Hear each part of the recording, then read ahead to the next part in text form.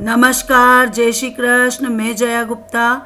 इस वीडियो में मैं कार्तिक मास महात्म्य की 24वें दिन की कथा लेकर आई हूँ।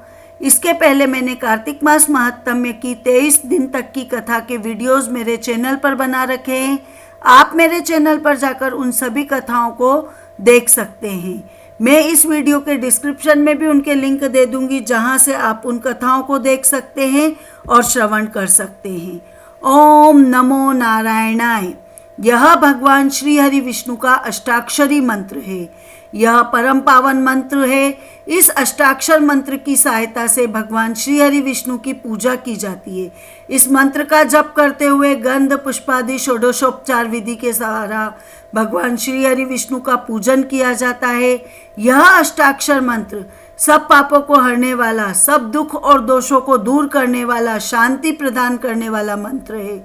यह अत्यंत गुप्त मंत्र माना गया है। इसका मनि मन जप करना श्रेष्ठ माना गया है।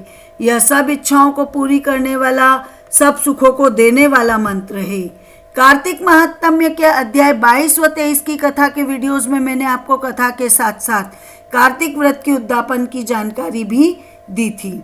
इस वीडियो में भी मैं आपको कार्तिक व्रत के उद्यापन की विधि के बारे में कुछ जानकारी दे रही हूँ। आइए देखें। जब आपका व्रत समाप्त होने वाला हो तो व्रत के अंत में धर्मराज जी और उनकी बहन यमुना जी की भी पूजा अवश्य की जाती है। इनकी पूजा के लिए बांस की एक छाबड़ी में वस्त्र बिछाकर चावल, मिष्ठान, एक छड़ी, धर्मराज जी के वस्त्र और दक्षिणा के रुपये आदि रखकर, यदि धर्मराज जी का मंदिर हो तो वहाँ रखें, नहीं तो ब्राह्मण को दे। इसी तरह से यमुना बहन की भी साड़ी, ब्लाउज और सुहाग सामग्री निकालकर मंदिर में दे या ब्राह्मणी को दे। यदि धर्मराज जी का मंदिर नहीं है तो पास में किसी भी मंदिर में कोटे पेठे भरे जाते हैं। उसके लिए 4 गन्नों का एक चौकोर कोठा बनाकर उसमें मूंग, चावल, दूध, दही, खील, बताशा, हरी सब्जी सब रखे जाते हैं। सब करने से व्रत सफलतापूर्वक पूर्ण होता है। व्रत के अंत में राधा दामोदर का स्वरूप मानकर सामर्थ्य अनुसार 30 ब्राह्मण ब्राह्मणी को या एक ब्राह्मण ब्राह्मणी को श्रेष्ठ भोजन कराकर दक्षिणा और वस्त्र आदि देकर संतुष्ट किया जाता है। पूर्णिमासी के दिन स्त्री सहित 30 अथवा एक ब्राह्मण को अपनी सामर्थ्य अनुसार निमंत्रण दें। ब्राह्मणों को खीर आदि का भोजन कराएं और अतो देवा मंत्र से तिल अथवा खीर का हवन भी करें। उसके पश्चात ब्राह्मणों को यथाशक्ति दक्षिणा देकर नमस्कार करें और उसके बाद परिवार और मित्रों के साथ भोजन करें। कार्तिक मास के साथ साथ माघ मास की भी ऐसी ही उद्यापन विधि मानी गई है। ऐसा सम्यक रीति से कार्तिक का व्रत करने वाले संपूर्ण कामनाओं से युक्त, पाप रहित होकर संपूर्ण तीर्थों का करोड़ गुना फल प्राप्त करके जातक विष्णु भगवान के समीप चला जाता है। कार्तिक व्रत की उद्यापन विधि अब संपूर्ण हुई। इसके बाद वाले वीडियोस में मैं आपको कार्तिक व्रत में कार्तिक महात्म्य के अलावा और कौन कौन सी कथाओं को सुनना चाहिए और उनके क्या फल होते हैं, इन सब की जानकारी दूंगी। अब हम कार्तिक महात्म्य के 24वें दिन की कथा का श्रवण करेंगे। 24वें दिन की कथा में हम 24वें अध्याय के पाठ का श्रवण करेंगे। इसके अंतर्गत हम देखेंगे कृष्णा और वेणी आदि नदियों की कथा का वृत्तांत। इसके पहले 23वें अध्याय में हमने देखा कि धर्मदत्त ने गणों से पूछा कि भगवान के द्वारपाल जय विजय ने कौन सा उत्तम कार्य किया है जिससे उन दोनों को विष्णु रूप मिला है और वे भगवान के द्वारपाल बने। तब गण बोलते हैं कि जय विजय दोनों बहुत ही धर्मज्ञ विष्णु भगवान के भक्त थे और वे अष्टाक्षरी मंत्र का जप करते थे, जिसके प्रभाव से भगवान उन्हें साक्षात दर्शन देते थे। एक बार राजा मारुत उन्हें यज्ञ में बुलाते और वहां से बहुत सारा द्रव्य दक्षिणा में देते हैंगे, जिससे दोनों भगवान के अलग अलग प्रकार से पूजन करना और उनकी प्रसन्नता के लिए धन को बांटने की स्पर्धा करने लग जाते हैंगे। और इस चक्कर में दोनों एक दूसरे को गाय व गज होने का श्राप दे देते हैं, जिससे वे दोनों गंडकी नदी के तट पर गाय यानी मगरमच्छ और गज यानी हाथी के रूप में रहते हैंगे।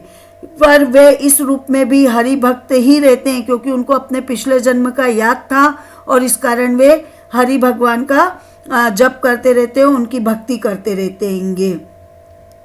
अब एक दिन क्या होता है, श्राप के कारण गज पानी पीने के लिए जाता है गंडकी नदी में, तो वहाँ गाय उसका पैर पकड़ लेता है। तब गज भगवान विष्णु का स्मरण करता है और उनसे पुकार करता है कि उन्हें आके बचा ले। तब भगवान विष्णु पर आते हैं वहाँ पे और है ना गाय और गज दोनों का उद्धार कर देते हैं और उन दोनों को अपना रूप देते हुए बैकुंठ को लेके जाते हैंगे और वे दोनों भगवान के द्वारपाल जय विजय बन जाते हैं। इसके बाद गण कहते हैं कि हे ब्राह्मण श्रेष्ठ, तुम धन्य हो कि तुमने कार्तिक व्रत किया। तुम्हारे आधे व्रत के फल से ही कलह राक्षसी वैकुंठ को जा रही है।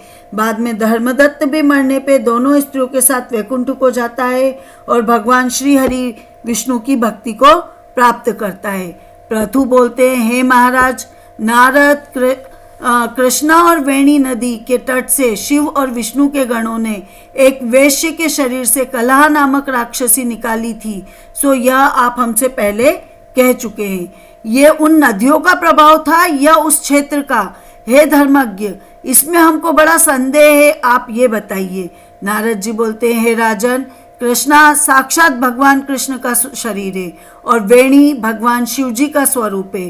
अतः इनके प्रभाव को चतुर्भुज ब्रह्मा भी नहीं कह सकते। फिर भी उनकी उत्पत्ति के विषय में मैं आपको एक कथा बताता हूँ, ध्यानपूर्वक सुनो। पहले चाक्षुष मनवंतर में ब्रह्मा जी ने रमणीक सह्याद्री पर्वत के शिखर पर यज्ञ करना चाहा।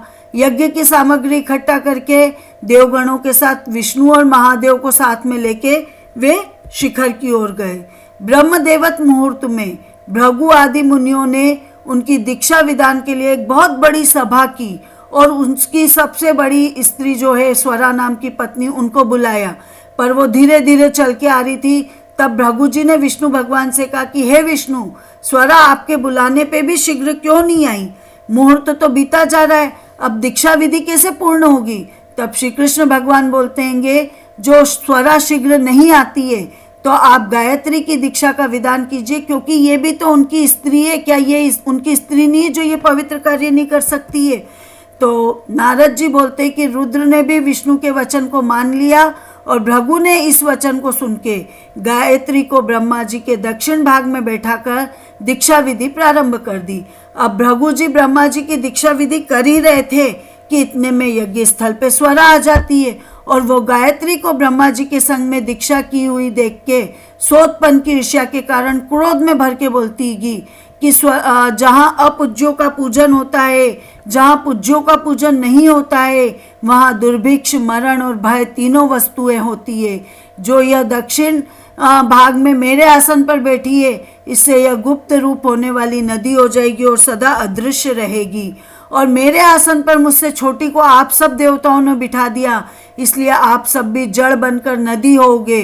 तब गायत्री ने भी उनके श्राप को सुनकर क्रोध से मारे कांपते हुए होठों से देवताओं को रोकने पर भी स्वरा को श्राप दे दिया।